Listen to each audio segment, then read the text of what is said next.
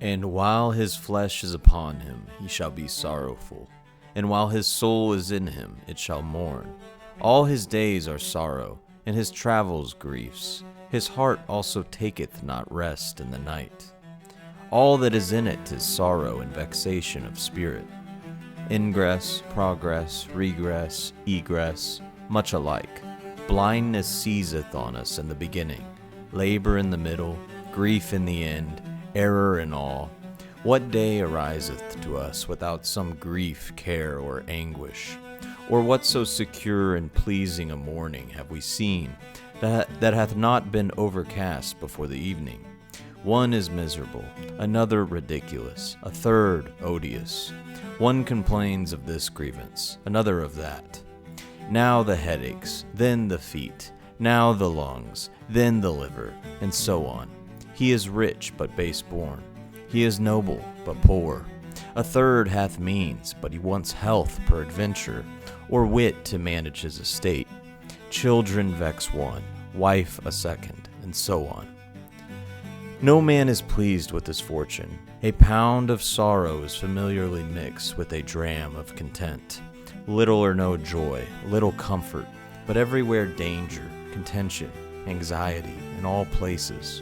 Go where thou wilt, and thou shalt find discontents, cares, woes, complaints, sickness, diseases, encumbrances, exclamations.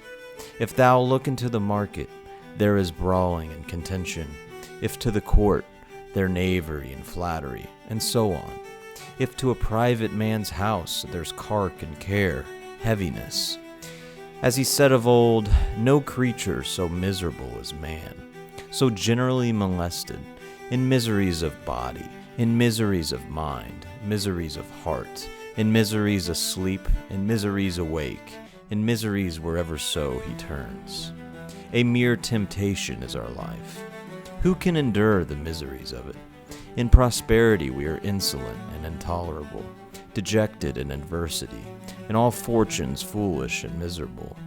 In adversity I wish for prosperity, and in prosperity I'm afraid of adversity. What mediocrity may be found? Where is no temptation?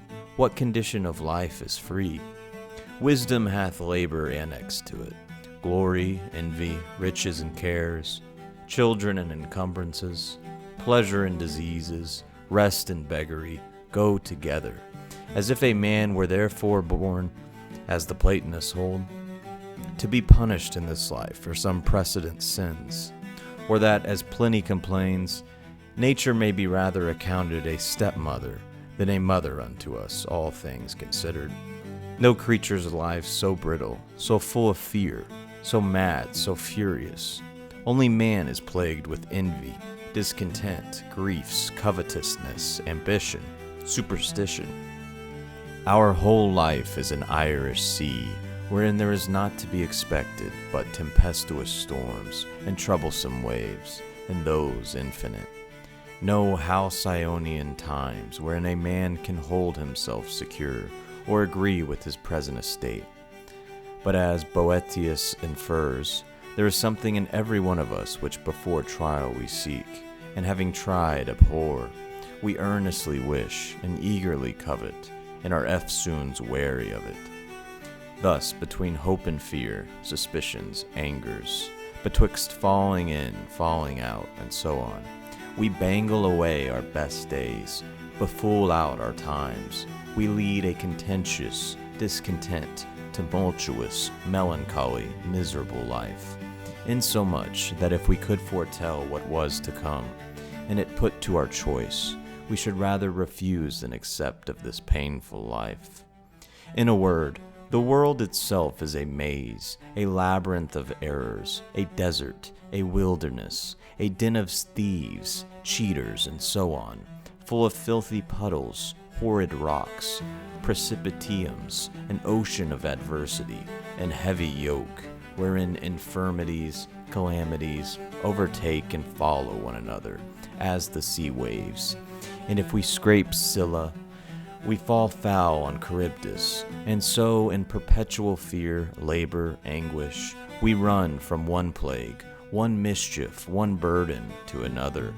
and you may as soon separate weight from lead, heat from fire, moistness from water, brightness from the sun, as misery, discontent, care, calamity, danger from a man.